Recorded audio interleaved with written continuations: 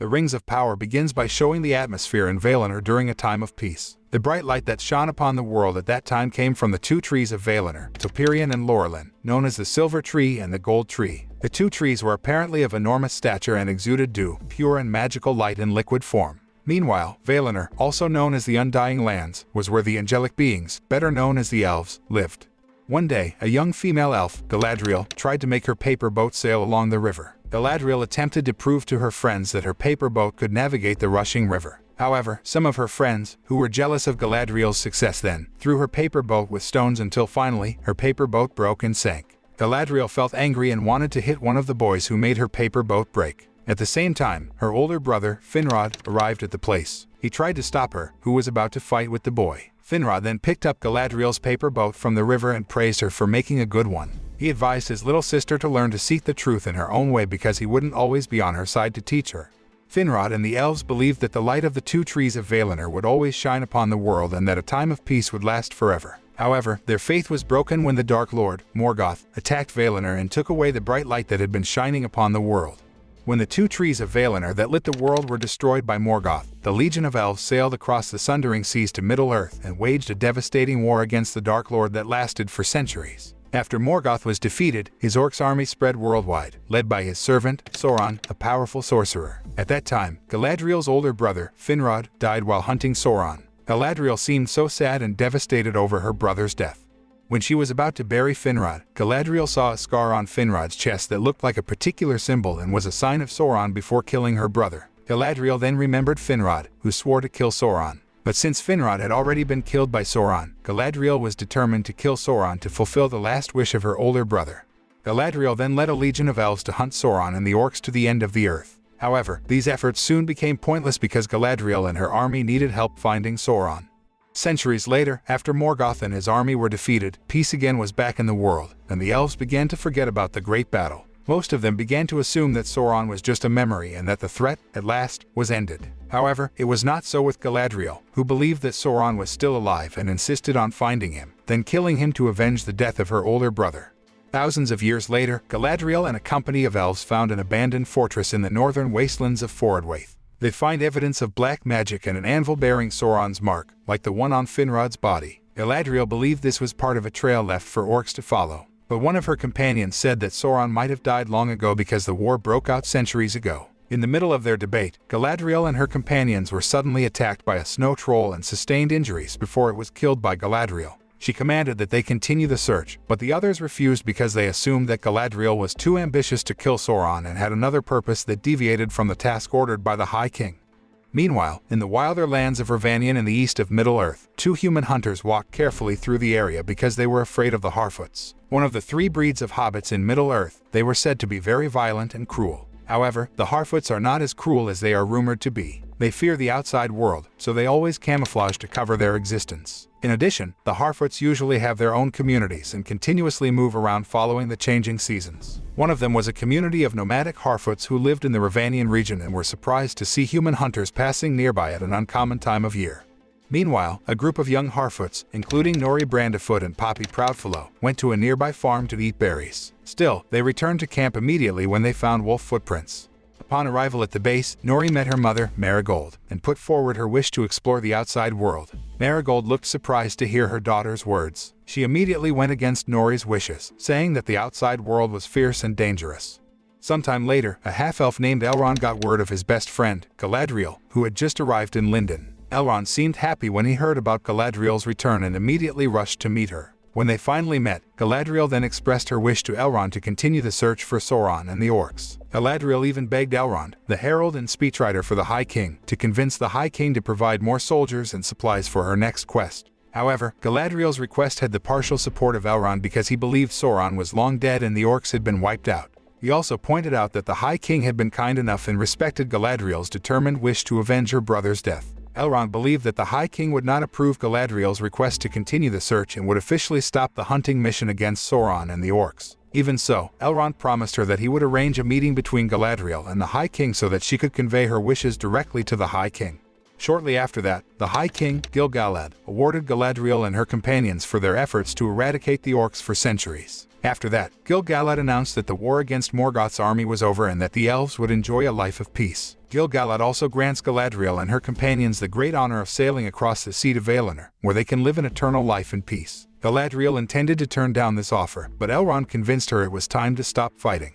A word that the war was overreaching was a group of elves in the southlands of Middle-earth. They had been watching over Turarad, a village of men descended from allies of Morgoth. One of the elves, Arondir, regularly patrolled the town, but he soon realized that most of the villagers didn't like the presence of the elves in their village. He tried to ignore this because he only carried out his duty to watch over the villagers who were descendants of Morgoth's loyalists. However, Arondir seemed to have romantic feelings towards a female human named Bronwyn, who professed as the healer and was a single mother with a son. Arondir's comrade, Medr, told Arondir that the romance established between an elf and a human never ends happily. When Medr tried to convince Arondir to forget his love for Bronwyn, they got orders from the High King to leave the sentry post at Turarad and return to Lindon because the High King had declared that the war was over. The elf soldiers felt very happy because they finally got back home. However, not so with Arondir, who looked gloomy after knowing they were leaving the guard post. Arondir had felt at home and comfortable living in Turarad for over 70 years. He didn't want to leave Turarad, but he had no choice but to obey the High King's orders. Before leaving, Arondir took the time to meet Bronwyn to say goodbye. Though she felt sad because Arondir would leave her, Bronwyn tried to hide her sadness because she didn't want to burden Arondir. At the same time, Bronwyn's son, Theo, told his mother that an old man had come to their house with a sick cow. Bronwyn rushed to the old man, who asked her to check the condition of his sick cow. Arondir, who happened to be at Bronwyn's house, studied the cow's disease. Bronwyn confirmed that the cow was not injured or had a fever. Upon hearing that, Arondir then milked the cow and was surprised to find that the cow was leaking black liquid instead of fresh milk. Bronwyn assumed that the cow might have eaten poisonous grass, so she asked where the cow had been grazing. The old man said the cow had wandered around Hordern a few days ago. Hearing this, Arondir hurried to Hordern to conduct an investigation, and Bronwyn decided to accompany him. However, how surprised they were to find Hordern had burned. In the meantime, Theo and his friends sneaked into a barn owned by one of the villagers, where they found a broken sword bearing Sauron's mark. Meanwhile, across the sundering seas, Galadriel and his companions prepared to enter Valinor, which appeared as a great light. However, Galadriel had second thoughts about abandoning her search for Sauron and decided to jump from the ship to continue the hunt for Sauron.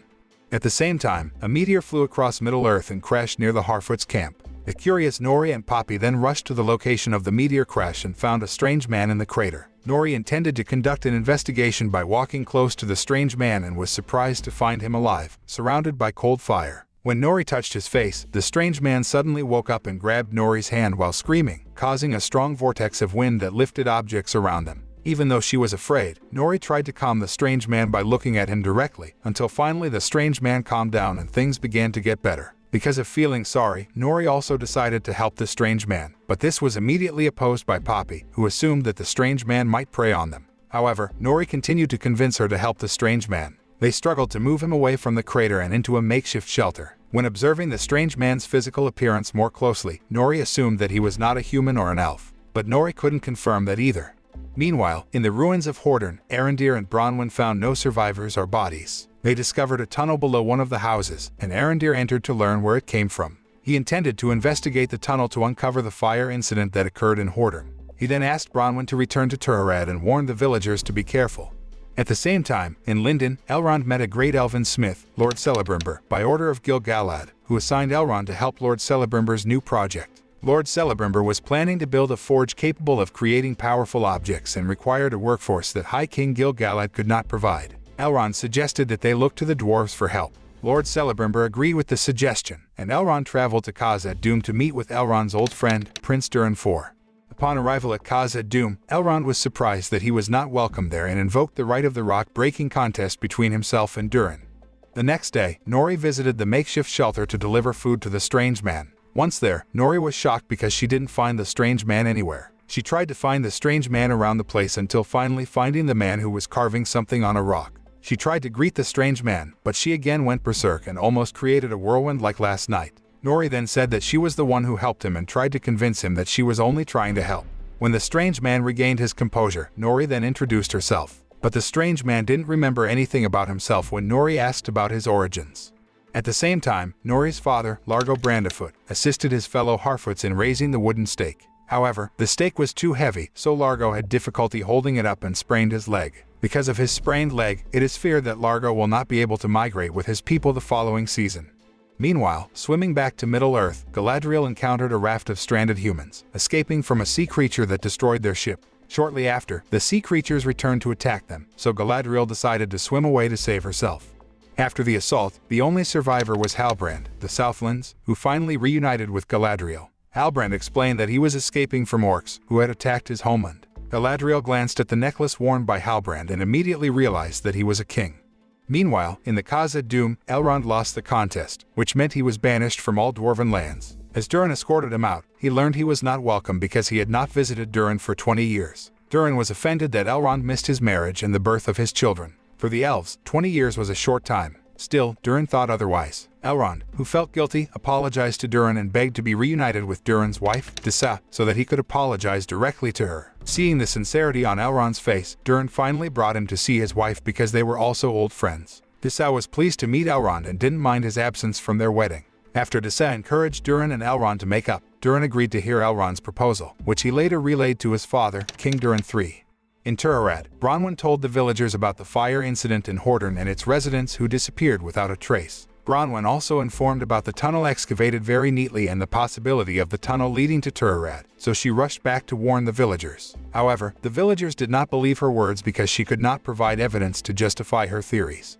At the same time, Theo, who was at home, heard the noise from the wooden floor. Curious, Theo then perforated the wooden floor, and how surprised he was when he saw an eye turning towards him. He was terrified and hid in the closet.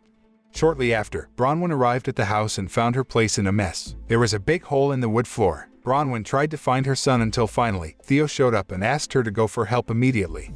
Shortly after, an orc emerged from the pit and immediately attacked Bronwyn. Luckily, Bronwyn could avoid the attack and tried to fight back with Theo's help. Ultimately, they managed to kill the orc and cut off his head. Bronwyn then took the orc's head to the villagers. She used his head to assure the other villagers to flee the town for the nearby tower of the Elven Watchers. After ascertaining the orcs' whereabouts in their village, the villagers finally believed Bronwyn's words and packed their things to evacuate to a safer place.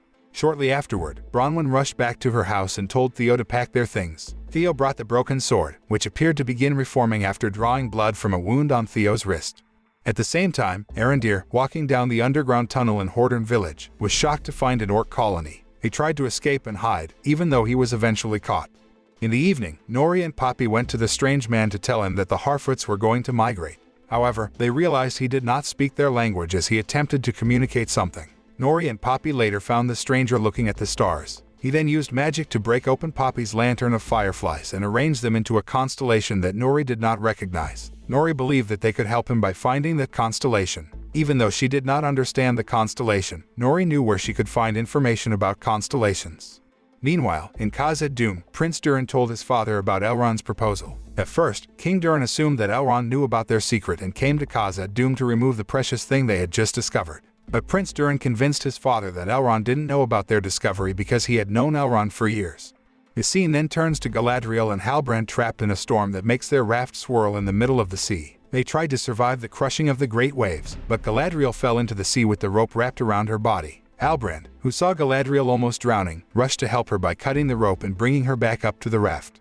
The next day, Galadriel woke up and discovered that she and Halbrand were on a ship captained by Elendil, who then took them to Númenor, an island kingdom ruled by men. Halbrand, first time in Númenor, was so fascinated to see the beauty of Númenor, like the elves' realms. Galadriel later explained that the ancestor of Númenorians used to ally with the elves to fight Morgoth. As a reward for their services during the war, the elves were given to the surviving Númenorians an island continent in the Western Sea, which became Númenor, their abiding place. They were also gifted with far longer life, greater height, and greater wisdom. From the start, there was a friendship between the Númenorians and the elves. But as time passed, the kings of Númenor began to envy the elves for their immortality, and a fear of death infected the island.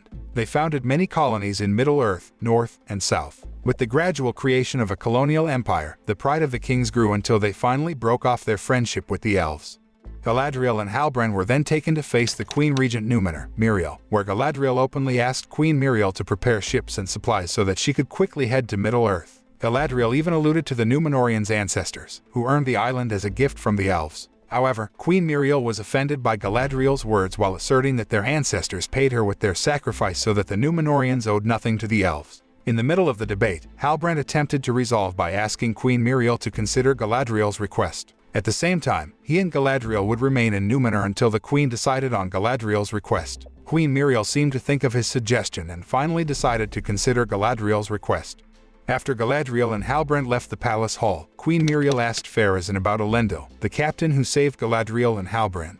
Pharazôn explained that Elendil was the nobleman who now served as the captain of the Sea Guardsmen and had a son named Isildur, who was currently training as a Sea Guardsman. Queen Muriel then called Elendil and asked him why he saved Galadriel, an elf, and brought her to Númenor, even though he had known that the Númenorians had broken ties with the elves centuries ago. Elendil argued that he only did what he considered wise enough because the sea put Galadriel in his path, and Elendil believed that the sea was always suitable. Queen Muriel seemed dissatisfied with Elendil's answer and told him to make amends while giving him a sword. The scene then turns to show Arondir, who is taken to an orc construction camp where other captives dig trenches in the Southlands. In that place, Arondir found his fellow elves, Medhur and Rivayon, who had also been brought there. Arondir and his comrades believed that the orcs deliberately dug tunnels so their movements would not be detected by the legion of elves guarding the Southlands. Arondir secretly watched the orcs around him and realized that they were looking for something that seemed essential to the success of their plan. Arondir realized that the orcs were sensitive to sunlight, so he devised a plan with his fellow elves to defeat the orcs during the day. But one of the orcs realized they were up to something and then killed Medhur, one of the elves, to warn Arondir and his comrades.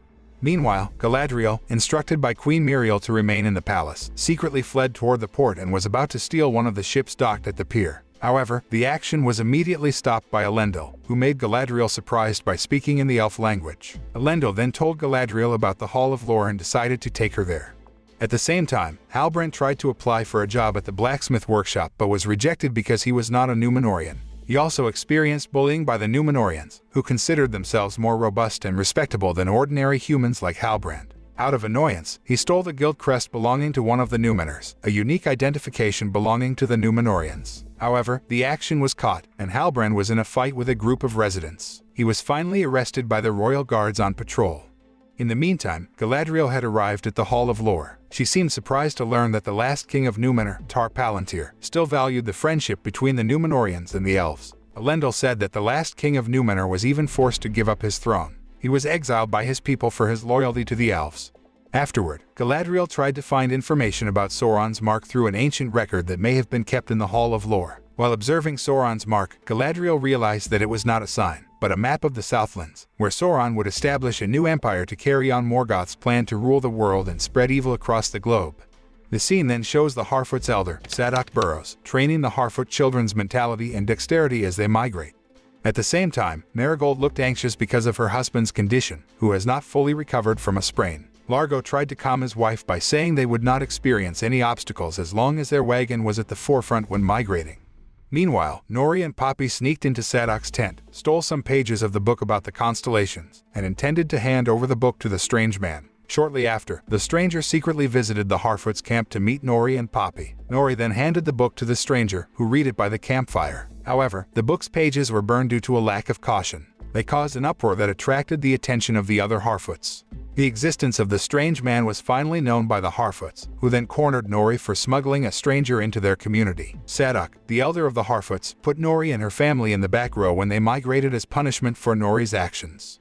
In the Númenor, after delivering Galadriel to the Hall of Lore to look for clues, Elendil met his children, Isildur and Irian, and said that an elven woman named Galadriel was now in Númenor and waiting for the ship to take her to Middle-earth. He informed Isildur might be appointed captain of the vessel that would deliver Galadriel to Middle-earth. At the same time, Galadriel found Halbrand in prison and told him about the information she discovered in the Hall of Lore. Galadriel revealed that she knew Halbrand was the true king of the Southlands, descended from the man who united the tribes of the Southlands and was loyal to Morgoth. She then asked Halbrand to return to Middle-earth with her to redeem both of their bloodlines. However, Halbrand warned her that his ancestors were humans loyal to Morgoth and that he was not the hero she expected. In the meantime, Queen Regent Muriel met her father, King Tar Palantir, who was lying helpless because of his illness. Muriel told her father that an elven woman had come to Númenor and asked them for help. The next day, the Harfoot started migrating while Nori and her family struggled to keep up due to Largo, Nori's father, who had an injured ankle. Shortly afterward, the stranger appeared and helped them with their cart. Meanwhile, in the Southlands, Arondir, Rivayon, and some other captives tried to escape from the Orcs when the sun was highest. However, the Orcs then sent a warg, a huge and evil kind of wolf, to attack them. Arondir managed to kill it, and Rivayon made it out of the trench, but he was killed by the Orcs. Ultimately, their efforts were in vain, as Rivayon and the others were killed. Arondir was free and was brought before the mysterious leader of the Orcs, Adar. The scene then turns to Queen Regent Muriel, who had a vision of the downfall of Numenor, which begins with the white tree, whose leaves began to fall, and the appearance of the great wave that smashed Numenor. After receiving this vision, Queen Muriel worried whether she had made the right decision by refusing Galadriel's request. Queen Muriel found out that Galadriel went to the Hall of Lore, then called the elven woman to the court to interrogate her in person. Meanwhile, Numenor residents, worried that Galadriel would incite their queen to establish a friendship with the elves, gathered in the capital square to collect more people who would later oppose the queen if Muriel decided to work with the elves. Shortly after that, Pharazôn appeared and began to make speeches in front of the Numenors, asserting that the Numenors would never ally with the elves, and he would confirm that. Meanwhile, Galadriel showed Queen Muriel the ancient records she found in the Hall of Lore. She told the queen that Halbrand was the king of the Southlands who would unite the people of the Southlands to fight against Sauron and the Orcs. She then tried to convince Queen Muriel to give her full support to her and Halbrand so that they could save the people of the Southlands who were currently suffering from the attacks of the Orcs. However, Queen Muriel immediately refused Galadriel's request because she had to prioritize the safety of her people, especially since she had just gotten a vision of the downfall of Numenor. Knowing that she could not convince Queen Muriel, Galadriel then asked permission to meet with the true ruler of Numenor, King Tar-Palantir, Muriel's father, who was once allied with the elves. Upon hearing that, Queen Muriel was exasperated, and they got into a heated argument until, finally, the queen decided to imprison Galadriel for her presumptuous behavior. At the same time, Isildur, who was taking the exam to become the Sea Cadet, suddenly lost focus because he kept hearing a woman's voice calling his name. Daydreaming, the rope Isildur was supposed to wrap around the pole suddenly slipped from his grasp. He received a stern warning from his mentor that led to the expulsion of Isildur and his two friends, Valandil and Ontimo, from the list of candidates for the Sea Cadets. Valandil felt upset at him because, due to Isildur's carelessness, he and Ontimo were also expelled, even though being the Sea Cadet had been their dream since childhood. Meanwhile, in the Southlands, Arondir was captured by the Orcs. He was brought before Adar, and the leader called the Lord Father by the Orcs. Adar decided to free Arondir and told him to deliver an ultimatum to the Southlanders taking refuge in Ostirith, forsake their claims to the Southlands and swear fealty to him, or Ostirith would be Adar's next target. From his behavior, Adar implied that he was after something much more critical, the broken sword that bore the mark of Sauron. By freeing Arondir, then indirectly, Adar used Arondir to find the sword and bring it to him. Meanwhile, the villagers of Tir-Arad, who were displaced in Ostirith to avoid the Orcs' attack, began to experience difficulties because food supplies were running out. Theo then told his mother that he and Rowan would return to Tir-Arad to find groceries in the homes of the villagers who had been abandoned. Bronwyn immediately rejected her son's wish because returning to a village already ruled by the Orcs was very dangerous. However, Theo ignored his mother's warning and secretly went to the village with Rowan. They went during the day when the Orcs chose to hide from the sunlight, which could make their skin burn. Although they had gotten quite a lot of groceries, Theo decided to take more groceries by entering one of the villagers' houses that had been abandoned. At the same time, the sky suddenly became dark because the sun was covered by clouds. Rowan, who realized that, decided to flee because he didn't want to be caught by the Orcs, leaving Theo still in the house. Looking for groceries in the house, Theo was shocked by the appearance of an orc suddenly attacking him. He then removed the broken sword and used his blood to make the broken sword transform into a real sword that could be used as a weapon. The orc tried to snatch the broken sword from Theo, but he managed to hurt the orc, fled outside the house, and then entered the well to hide. Unable to locate Theo, the orc summoned his comrades, told them he had found the broken sword they had been looking for and told them to capture Theo. The scene then turns to Elrond and Lord Celebrimbor watching the elves and dwarves working together on the forge in a region. They seemed to engage in conversation, where Celebrimbor felt suspicious of King Durin III, who quickly accepted their proposal as if the King of Dwarves was hiding something. Lord Celebrimbor then asked Elrond to return to Khazad-dûm to investigate his suspicions. Shortly after, Elrond finally arrived at Khazad-dûm and met Disa, who indirectly implied that her husband had kept something from Elrond. Out of curiosity, Elrond secretly entered the mining. It had been frequented by Prince Durin, who had been mining in the old mine below the Mirrormere. When Elrond tried to reveal something hidden by his old friend, suddenly Durin appeared and pointed at Elrond as a spy. However, Elrond denied the allegations and assured him that he did not care about what Durin was hiding because he was more concerned with their friendship. Durin finally believed his words and asked the elven man to swear not to reveal his secret to anyone. Durin said that the dwarves had found a new ore, mithril, which resembled silver, but was more potent and lighter than steel. Since mithril was very valuable and could be used as a weapon, he intended to get more mithril by mining deeper. Durin then gave mithril to Elrond as a sign of their friendship. But then, the mine suddenly collapsed. He rushed in to rescue the dwarves who were still in the mine. In the evening, Galadriel was released from prison because Queen Muriel had decided to return her to Lindon on a strict escort. However, Galadriel fought back and managed to escape the pursuit of Pharazôn and the royal warriors. She She then infiltrated the tower where King Tar-Palantir was and was very surprised to see the king lying sick in his bed. Queen Muriel, accompanying her father, then asked Galadriel to keep King Tar-Palantir's health from the Numenors. Queen Muriel later said that her father became very agitated shortly after the coronation and became the king of Numenor. Tar-Palantir believed that the downfall of Numenor would occur and was due to the elves' wrath on the Numenorians, who had severed their friendship with them. Therefore, Tar-Palantir tried to re-establish cooperation with the elves, as their ancestors had done before. However, the decision was opposed by the Numenors and caused revolts everywhere. The inhabitants of Numenor then demanded Tar-Palantir give up his throne until finally, Muriel was appointed to replace her father as the Queen of Numenor. Afterward, Queen Muriel took Galadriel to a room with a Palantir, an indestructible crystalline ball that could reveal past or future events to anyone who touched it. Queen Muriel asked Galadriel to touch the Palantir, and Galadriel had a vision of the downfall of Numenor, just as the Queen saw. Therefore, the Queen decided to send her back to Lindon instead of giving her a ship to Middle-earth. Queen Muriel assumed that the downfall of Numenor would happen if Galadriel went to Middle-earth. However, Galadriel pointed out that Queen Muriel's actions tended to ignore the Orcs' attacks in the Southlands, which would have caused the crime to spread more and probably reach Numenor. She tried to convince Queen Muriel to fight alongside Sauron and the evil that would apply in Middle-earth. However, the Queen remained steadfast in her stance of not establishing friendships with the elves. Meanwhile, in the Southlands, Theo tried to climb out of the well in search of a safer hiding place. But since it was late, the Orcs became more accessible and freer to roam the area, making it difficult for him to escape the village of Turarat. He finally made it out of the well, but he was caught by an Orc who went after him. When Theo was about to be killed by the Orcs, Arondir suddenly showed up at the place and immediately saved Theo. Arondir and Theo then fled into the forest and kept running to avoid the pursuit of the Orcs. Finally, they were freed from the pursuit of the Orcs. They chose to hide in the forest because the sun had risen. Arondir and Theo rushed to Ostirith. Arondir then told Bronwyn about Adar's ultimatum. Arondir said that the people of the Southlands must give their land to Adar and swear allegiance to be his followers. Adar and the Orcs would attack Ostirith and slaughter everyone if they refused. At the same time, Theo, who was resting to recover his wounds, was approached by a man named Waldreg, who turned out to know about the broken sword that Theo had stolen from his house. Waldreg revealed to Theo that he was a servant of Sauron, and the broken sword was not a sword, even though it resembled one. Waldreg then told Theo to prepare himself and save his strength for a war that might be imminent. Meanwhile, in Numenor, Queen Muriel and her people were watching Galadriel, who would soon be leaving Numenor. Pharazôn flattered Queen Muriel for making a decision to the wishes of the Numenorians.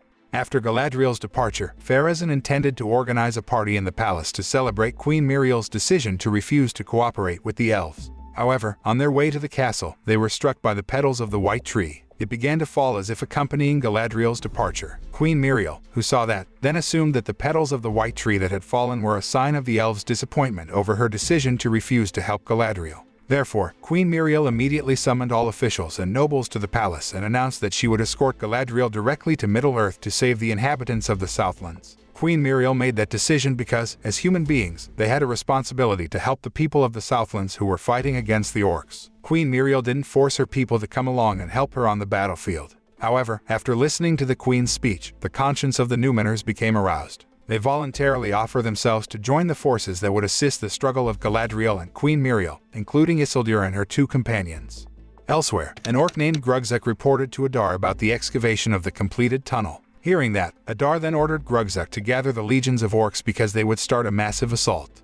At the same time, Bronwyn informed the people of the Southlands about Adar and his legions of orcs coming against Ostirith. Bronwyn asked the villagers to defend their homeland and unite against Adar and the orcs. However, few of the villagers preferred to give their land to Adar and swore allegiance to be his followers because they felt pessimistic could win the battle against the orcs. Nevertheless, most chose to fight against the orcs to defend their homeland.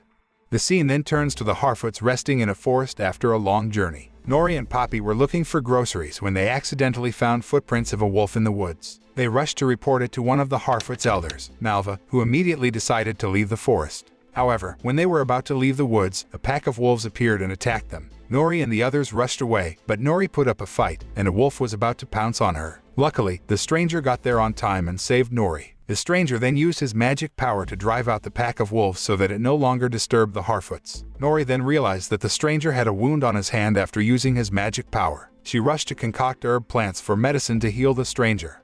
Nori saw the stranger's hand suddenly freeze as she was about to treat him. She then touched the stranger's hand, but her hand froze. Nori immediately panicked, let alone the stranger, to cast a spell with a scary look on his face. When he finished casting the spell, Nori's body was suddenly thrown back, and her hands were no longer frozen. The stranger then approached Nori to check on her condition, but Nori, still scared, then ran away from the stranger. Meanwhile, in Numenor, Galadriel showed her skill in using the sword to the Numenor warriors. She then told them how to kill the orcs, which required not only dexterity but also precision, speed, and the ability to trick them. At the same time, Queen Muriel met her father, who opposed Muriel's departure to the Southlands because he sensed the evil that had spread there. The next scene turns to Prince Durin, who is attending a dinner banquet in Lindon at the invitation of the High King Gil-galad. The supper, which was supposed to strengthen the friendship between the elves and the dwarves, became very tense because Prince Durin was involved in a debate with Gil-galad. However, Durin overcame this, and Gil-galad finally apologized to the dwarf for raising an opinion that offended him. After dinner, Gil-galad summoned Elrond and asked him to retell the stories of past battles between the Misty Mountains peaks. In the struggle, an elf warrior exerted all his power against the Balrog of Morgoth to protect a tree. In the middle of the fight, lightning struck and caused a pure force, believed to be the lost Silmaril, to form and permeate from the tree's roots to the mountain's depths. Gil-galad suspected Durin and the dwarves had acquired the power and asked Elrond to confirm it. Elrond, who had known about Mithril, chose to keep his oath to Durin and keep it a secret from Gil-galad. Afterward, Gil-galad invited Elrond to see the Tree of Life belonging to the elves that had suffered decay since Galadriel's return. Gil-galad assumed that the decay would cease after sending Galadriel back to Valinor. But what happened was the opposite. Gil-galad insisted that the elves would be wiped out if the light of Eldar faded from that tree and caused it to die. Afterward, Elrond met Lord Celebrimbor, who told Elrond that the elves were losing their light and they would lose their immortality. The only way to save themselves and stay to fight against the growing evil was if they became saturated with the light of the Eldar, and for that, they needed large amounts of mithril. Meanwhile, in Numenor, Kemen, son of Pharazôn, attempted to destroy the expedition ships, believing Galadriel and Queen Muriel would take the fall, and allowed Pharazôn to rise to power with the Númenóreans' support. Isildur, who had stowed away on one of the ships, caught Kemen, preventing the destruction of more than 2 of the 5 boats and saving him from drowning after the explosions. Once ashore, Isildur was questioned about the incident, but he lied about Kemen's sabotage. Meanwhile, in Southlands, Waldreg and some villagers who chose to ally with Adar then left Ostirith to meet Adar to express their loyalty. However, Waldreg was disappointed when he discovered that he was not Sauron but still chose to serve him. In Ostirith, Theo then showed the broken sword that had the sign of Sauron to Arondir. Upon seeing that, Arondir revealed that the broken sword was a key used to enslave the Southlanders. Bronwyn, who knew that then, worried about whether she would fight against Adar and the Orcs or choose to surrender and ally with them. However, Arondir tried to convince her that they would find a way to defeat Adar and the Orcs and asked her to stick to her faith and win the battle. The next day, Elrond revealed to Prince Durin the fate of the elven race that would be wiped out if they lost the light of Eldar. He then told Durin that the light of Eldar could be restored with mithril, so he needed large amounts to save his kind. Durin looked surprised to hear that and decided to help Elrond get mithril. But before that, he had to convince his father to give more mithril to the elves. Meanwhile, in Numenor, Queen Muriel, Galadriel, Halbrand, and the Numenor warriors prepared to head to the Southlands to help the Southlands in their fight against the Orcs. At the same time, in the Southlands, Adar and his legions of Orcs headed to Ostirith and finally arrived at the Watchtower. They discovered that the Watchtower had been abandoned by the inhabitants of the Southlands. Even so, Adar found Arondir, who was hiding in the place. He ordered his legions of Orcs to split up to check the location. It all turned out to be part of Arondir's plan to trap the Orcs in Ostirith and burn the place down with the Orcs inside, while Bronwyn led the villagers to Tuared to seize their homeland. The following day, Arondir tried to destroy Sauron's broken sword in various ways, but his efforts were in vain. He decided to hide the broken sword because he could not destroy it. However, without Arondir's knowledge, Theo secretly observed him from a distance to find out where he hid the broken sword.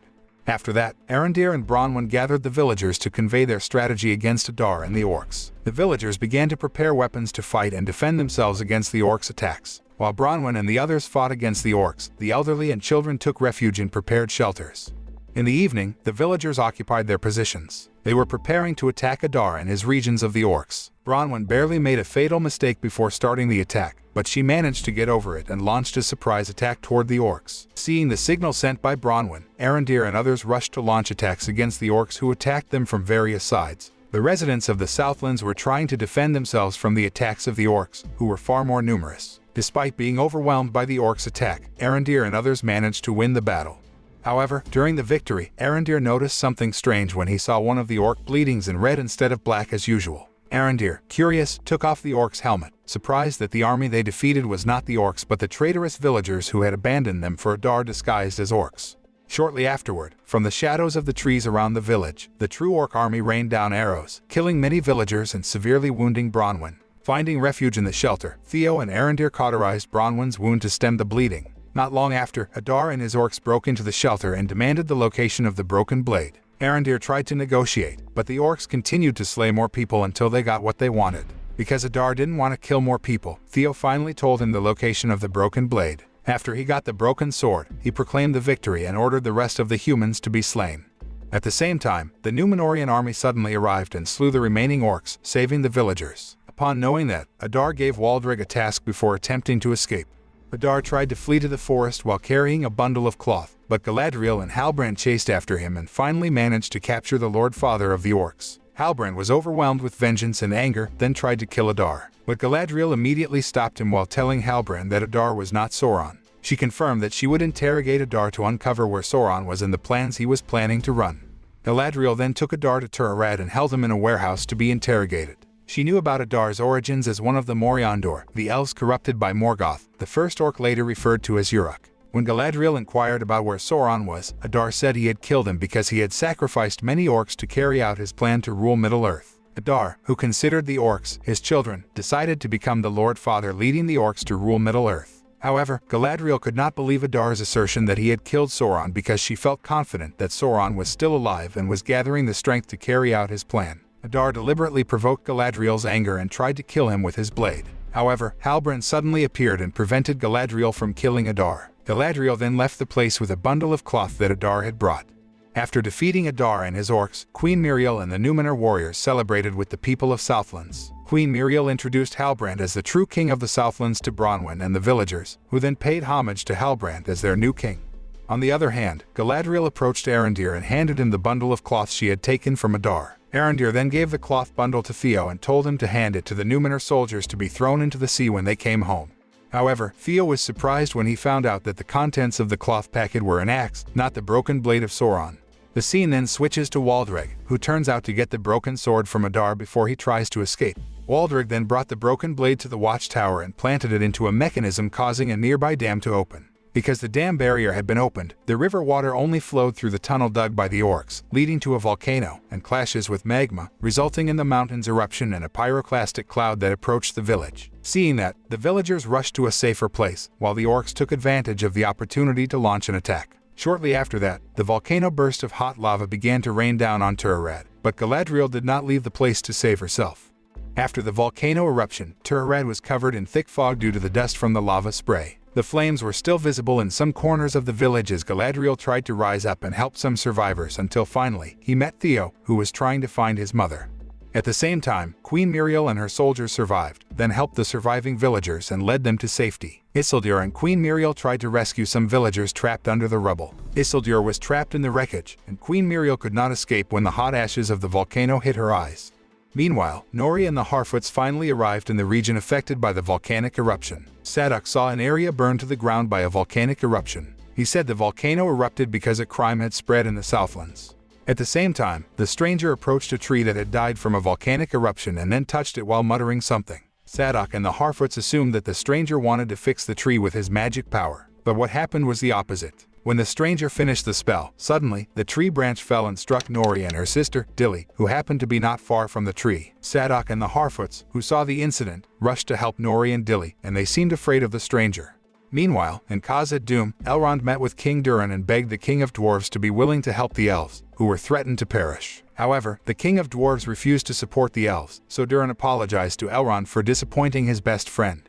When Elrond left Khazad-dûm to return to Lindon, the upset Durin accidentally placed a mithril near the leaves of the decaying tree of life of the elves. Surprisingly, the leaf slowly turns back to how it was before, as if mithril had healed it. Seeing that, Durin and Disa decided to help Elrond, even though the decision was against his father. Durin hurried to call Elrond, took him to the quarry, and conducted an excavation.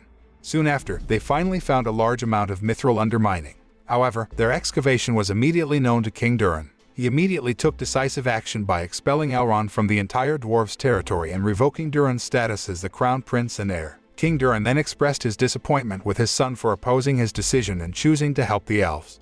In the Southlands, Queen Miriel and her army, who survived the volcanic eruption, decided to evacuate to a safer place with the villagers. Elendil watched the survivors who climbed the hill while trying to find his son's existence among the people who survived the volcanic eruption. Elendil then met Queen Muriel and Valandil, who told him Isildur had been killed in the rubble after rescuing several residents trapped in their house. Not only that, in the incident, Queen Muriel also lost her sight and went blind. Elendil was shocked and devastated when he found out his son had died, but he decided not to rise and mourn because he was still responsible for protecting the queen and leading the survivors to a safer place. At the same time, Sadok gave a page tier of a book about the constellation to the stranger while suggesting that the stranger go to Greenwood Forest to find clues about the constellation he had been searching for. Hearing that, the stranger intended to follow Sadok's advice and met Nori to say goodbye. Nori, who knew that the stranger would travel a long way to find the constellation he was looking for, then gave an apple as a farewell sign. In the evening, Galadriel and Theo were resting after a long journey. They had a conversation in which Galadriel told Theo that she had lost her brother and her husband in the war against Sauron and the Orcs. Theo was surprised when he found out that Galadriel was married, especially after she told him about when she first met Celebrimbor, who would become her husband. Theo then told Galadriel that he felt guilty for everything that happened. Seeing Theo, who seemed frustrated, Galadriel tried to comfort him while informing him that everything that happened was not Theo's wish, so he did not have to feel guilty about it. In the middle of their conversation, a squad of the orcs suddenly appeared. They were about to hunt down those who had survived the volcanic eruption incident. Galadriel and Theo were hiding near them and almost spotted when the orcs' leader checked the situation around their hideout. But then, the orcs decided to get the hell out of there because there were more important things they had to do. The next day, Nori, who had just woken up, was surprised by Poppy telling her that they were getting an abundance of crops. The scorched trees previously touched by the stranger were growing back and producing abundant fruit. The Harfoots were delighted to get a supply of groceries that would meet their needs for the next few seasons, while Nori was pleased to know that the stranger could use his magic for good. After picking fruits and vegetables, Poppy and the Harfoots went to the river to get water. When Poppy filled her bucket with water, she accidentally saw human-sized footprints traced in the mud by the river. Seeing that, she hurried away, left her bucket, and let it float along the stream. Poppy's bucket was then taken by a mysterious woman and her two comrades, who seemed to be looking for something or someone. In the evening, Poppy and Nori, hiding behind a bush, see three mysterious women walking toward a tree previously touched by the stranger. Nori, who assumed that the mysterious women were looking for the stranger and intended to kill him, came out of hiding and told them the wrong direction so they could not find the stranger. One of the mysterious women tried to attack Nori, but her father got there on time and tried to drive them away. However, the mysterious woman instead used her magic to burn the Harfoots' camp and scorch all their food supplies. The next day, Nori was gloomy because she was worried about the stranger's safety. Nori then asked her parents permission to go to find the stranger to warn him about the mysterious woman who was hunting him. Poppy decided to accompany Nori and Sadok, who was the excellent tracker. Marigold agreed to come to them because he worried about Nori and Poppy's safety. In the Southlands, Galadriel and Theo finally arrived at the camp of Queen Muriel and the Númenóreans. Theo rushed to the infirmary to look for his mother and felt relieved when he learned that his mother and Arondir had survived the tragedy. Meanwhile, Galadriel met Queen Muriel, who planned to return to Númenor with Elendil and her army. However, Queen Muriel promised Galadriel that she would return to the Southlands with more troops.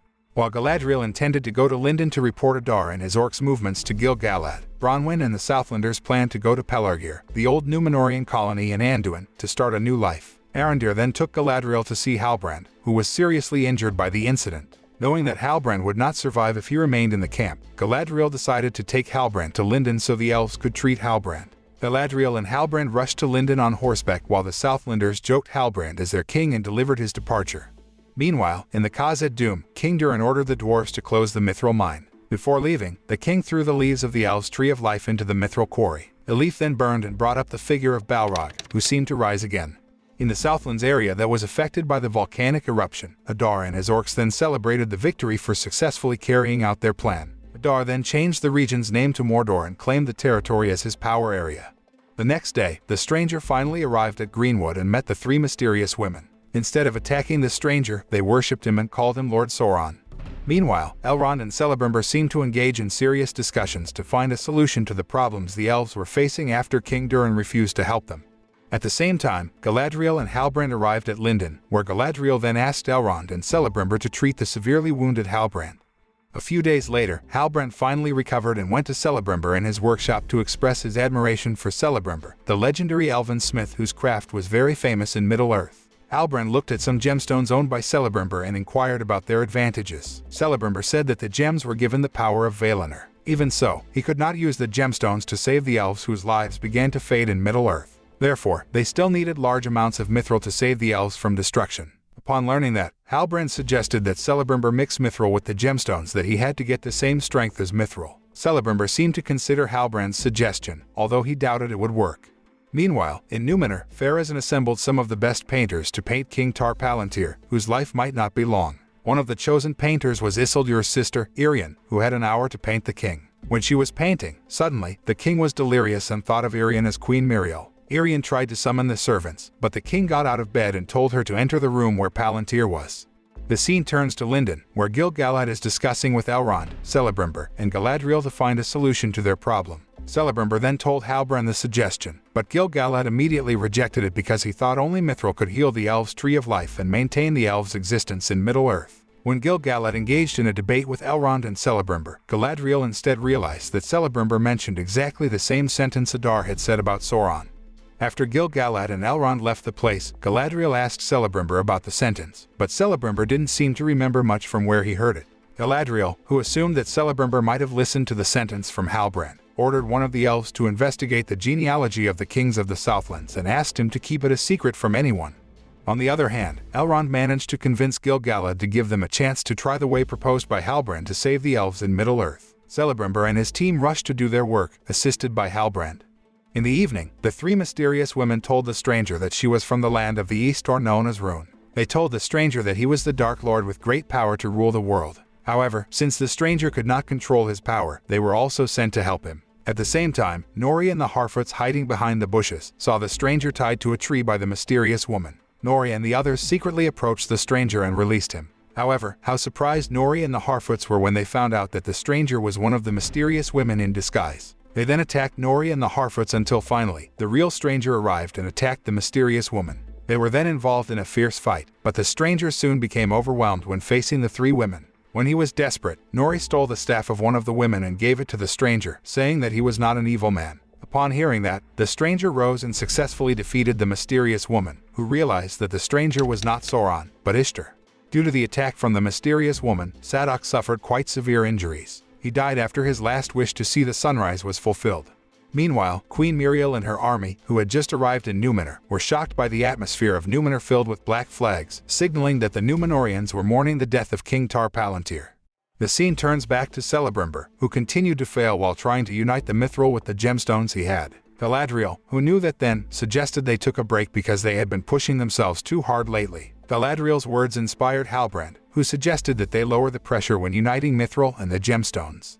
Shortly after that, Galadriel learned that Halbrand was not a descendant of the King of the Southlands, whose bloodline had been cut off for 1,000 years. Galadriel then interrogated Halbrand, forcing him to reveal his real identity. He later said that he was known to have many names, which proved that he was Sauron. Knowing that her archenemy was standing before her, Galadriel tried to kill Sauron. But Sauron immediately stopped her and sent her into a world of illusion, where Galadriel met her older brother, Finrod. He was acting strangely because he seemed to support Sauron's actions to rule Middle-earth. Galadriel soon realized that Sauron was trying to control her mind and managed to free herself. However, Galadriel was again thrown into another illusion when she first met Sauron in the ocean. Sauron tried to convince Galadriel that he intended to restore Middle-earth and offered to Galadriel to be his queen, who would rule Middle-earth with him. However, Galadriel firmly rejected the offer, even though Sauron threatened her. She finally regained consciousness and found Elrond by her side after rescuing her, who almost drowned in the river. Elrond then asked about what had happened, and Halbrand was. But Galadriel chose to shut up and asked about their work. He said that they had successfully combined Mithril and the gemstones and were about to make a ring.